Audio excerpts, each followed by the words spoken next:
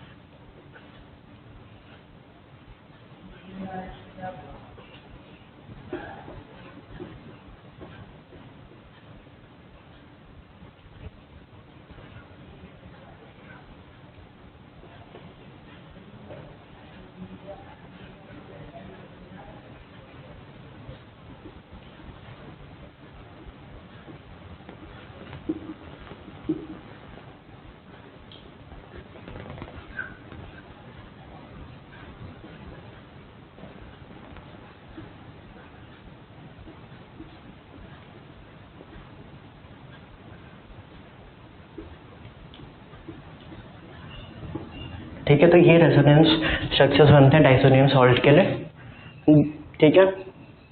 अब हम आ जाते हैं नेक्स्ट इसके फिजिकल प्रॉपर्टीज पे आ जाता है।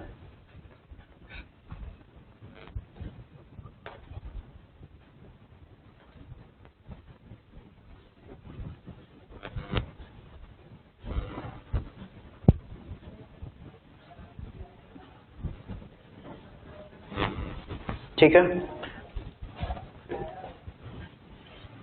फिजिकल प्रॉपर्टीज,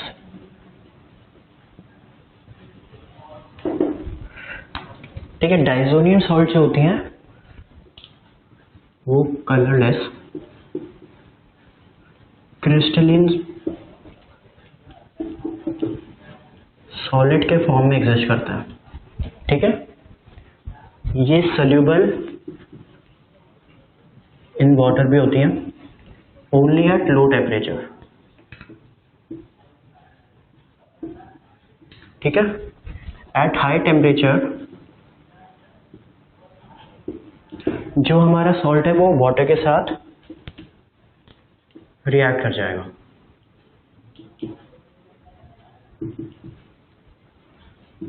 ठीक है। सिर्फ जो diazonium salt form with fluorine boride होता है सिर्फ वही इनसोल्यूबल इन वाटर होता है, ठीक है। यही उसकी सिंपल सी फिजिकल प्रॉपर्टीज थी। अब हम इसका एक इम्पॉर्टेंट रिएक्शन जो प्रिपरेशन का रिएक्शन है डाइजोनियम सॉल्ट के, वो देख लेते हैं। ठीक है, फिजिकल प्रॉपर्टीज के बाद हम आ जाते हैं इसकी प्रिपरेशन पे, जो कि इसका एक इम्पॉर्टेंट रिएक्शन है। इसकी प्रिपरेशन बेसिकली होती है, रिएक्शन कराएंगे हम एनिलीन का विद नाइट्रस एसिड। ठीक है, रिएक्शन करते समय हम डायरेक्टली नाइट्रस एसिड नहीं डालेंगे, हम बेसिकली एनिलीन लेंगे, उसमें डालेंगे Na-NO2 और HCl। ठीक है, इन दोनों की रिएक्शन से नाइट्रस एसिड बनेगा, जो कि हमारा इसके साथ रिएक्ट करेगा, एनिलीन के साथ, और हमें हमारी डाइसोनियम सॉल्ट दे देगा, और बाय प्रोडक्ट आ जाएगा हमारा NaCl और H2। ठीक है, यहाँ पे हमारी प्रिपरेशन की ये सिंपल सी रिएक्शन है, आप एक बार ध्यान से देख लो और ये खत्म हो जाएगा। ठीक है, ठीक है, अब हम आ जाते हैं डाइसोनियम सॉल्ट के केमिकल रिएक्शंस में। इनके chemical reaction basically 2 broad categories में डिवाइड कर सकते हैं। ठीक है, तो एक है जिसमें डाइसोनियम जो ग्रुप है वो रिप्लेस हो जाएगा, और दूसरी कैटेगरी जिसमें डाइसोनियम ग्रुप रिप्लेस नहीं होगा। ठीक है, तो हम सबसे पहले रिएक्शन देख लेते हैं जिनमें रिटेंशन ऑफ डाइसोनियम ग्रुप होता है, जिनमें रिप्लेसमेंट होता है ऑफ डाइसोनियम ग्रुप्स।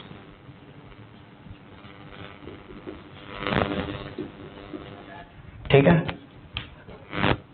इसमें जो N2+ का हमारा ग्रुप है ये इजीली Cl-, X-, OH- इन टाइप के ग्रुप से रिप्लेस हो सकता है। ठीक है, तो हम रिएक्शन देख लेते हैं। पहला रिएक्शन होता है सैंड-मेयर्स रिएक्शन। ठीक है, इसमें सिंपली हम डाइसोनियम ग्रुप लेंगे, और इसमें हम चाहते हैं कि जो डाइसोनियम ग्रुप है उसकी जगह Cl-, Br- या फिर Cn-, जो साइनाइड आयन है, ये रिएक्शन इन तीनों में से कोई एक सब्स्टिट्यूशन करने के काम आता है। ठीक है, तो इसमें बेसिकली जो भी हमें लगाना है, जो भी इन तीनों में से सब्स्टिट्यूट लगाना है X, उसकी हम कॉपर 1 सॉल्ट देंगे, Cu2 Cl2 जैसे हो गया इन HCl, या फिर Cu2 Br2 इन HCl, या फिर Cu2 Cn2 इन HCl। ठीक है, इस रिएक्शन से क्या होगा, सिंपली ये डाइसोनियम ग्रुप हट जाएगा और Cl, Br और Cn रिस्पेक्टिवली इनमें लग जाएंगे। ठीक है, अब इसी स्टाइल का एक और रिएक्शन होता है गैटरमैन रिएक्शन। ठीक है, इस रिएक्शन में हम Cl- और Br- लगा सकते हैं, जिसमें हम सिंपली डाइसोनियम सॉल्ट में डालेंगे कॉपर और HX और हीट करेंगे। ठीक है, तो यहाँ पे सिंपली हमारा X आके ऐड हो जाएगा। ठीक है, अब बात आती है, हमने हैलाइड्स में Cl- और Br- तो हमने देख लिए। थर्ड रिएक्शन आएगा अगर हमें I- की रिप्लेसमेंट करानी है। ठीक है, I- के रिप्लेसमेंट में हम डाइसोनियम सॉल्ट में सिंपली पोटेशियम आयोडाइड ऐड करेंगे, जिसकी वजह से बेंजीन पर आयोडीन लग जाएगा। ठीक है, अब बचा फ्लोरीन। ठीक है, फ्लोरीन को सब्स्टिट्यूशन कराने के लिए सबसे मुश्किल है फ्लोरीन की सब्स्टिट्यूशन कराना, तो इस रिएक्शन के लिए हम डाइसोनियम सॉल्ट में सबसे पहले डालने वाले HBF4, जिसकी वजह से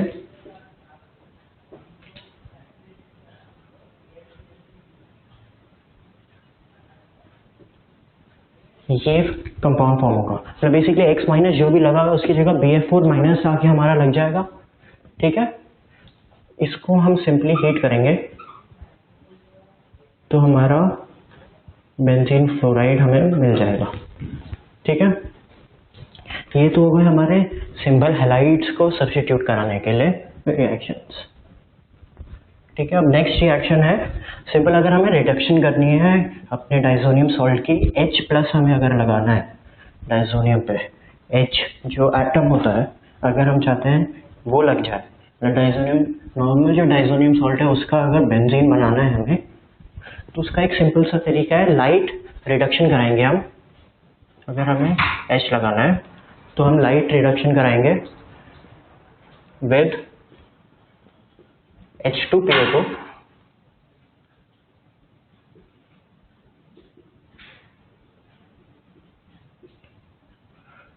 NH2। ठीक है, इसमें क्या होगा, जो डाइजोनियम सॉल्ट है वो हमारी सिंपली बेंजीन में रिड्यूस हो गई, जो हमारा H2PO2 है वो ऑक्सीडाइज हो जाएगा H3PO3 में। ठीक है, अब इसकी जगह हम सिंपली इथेनॉल में भी ये रिएक्शन करा सकते हैं।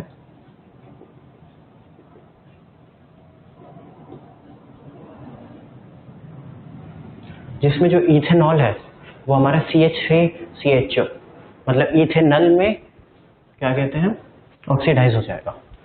तो सिंपली इस रिएक्शन में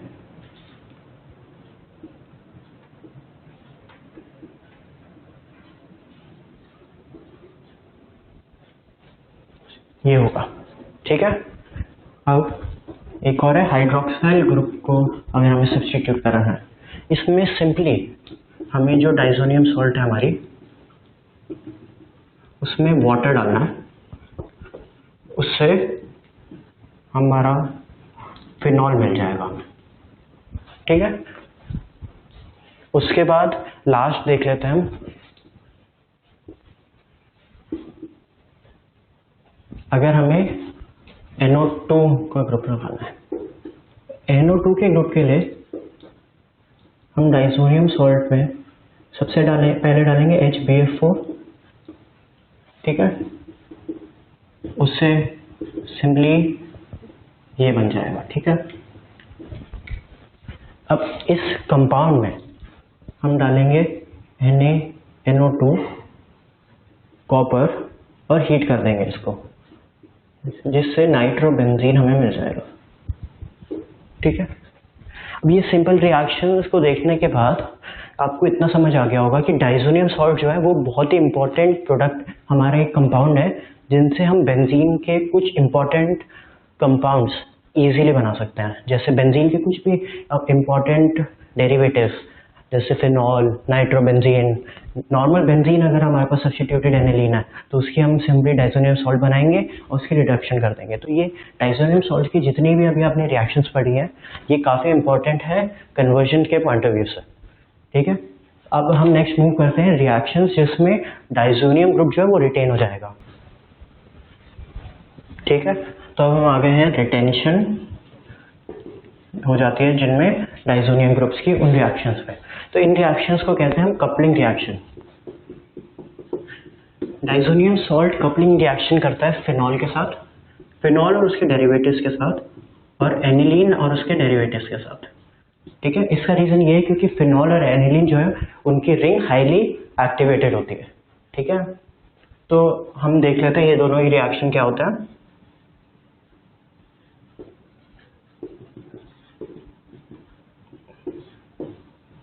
इसमें कपलिंग हो जाती है, बेसिकली इस हाइड्रोजन को हटके हमारा डाइसोनियम ग्रुप लग जाएगा। ठीक है,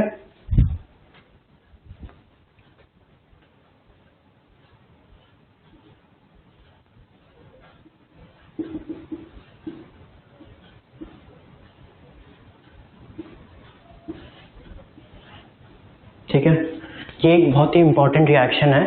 जब हम देखें अगर हमें फिनॉल की प्रेजेंस पता करनी है तो हम ये एक रिएक्शन कर सकते हैं, क्योंकि इस रिएक्शन में ये जो प्रोडक्ट है ये एक ऑरेंज डाई होता है।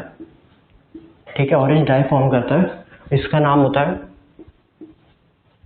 P hydroxy azobenzene. ठीक है, ये जो अभी हमारा प्रोडक्ट बना है ये हाईली स्टेबल इसलिए क्योंकि इसमें एक्सटेंडेड कॉन्जुगेशन रेजोनेंस है दोनों रिंग्स में। ठीक है, हम यही सिमिलरली रिएक्शन देख लेते हैं एनिलीन के साथ।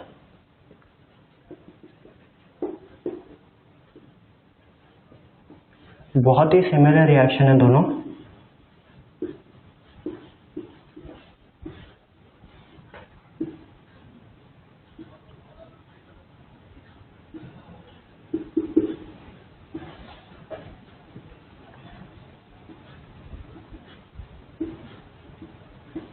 ठीक है, इसका नाम होता है पी अमीनो आइसोबेंजीन और ये होती है येलो डाई। ठीक है, तो बेसिकली यही दो रिएक्शन कपलिंग रिएक्शंस, और इनमें अगर इनके डेरिवेटिव्स होंगे, कोई बेंजीन पे मान लीजिए CH3 भी लगा है तो भी ये रिएक्शन हो सकता है। ठीक है, तो यहाँ पे हमारा डाइजोनियम सॉल्ट्स का टॉपिक खत्म होता है, साथ में अमीन्स का चैप्टर भी खत्म होता है।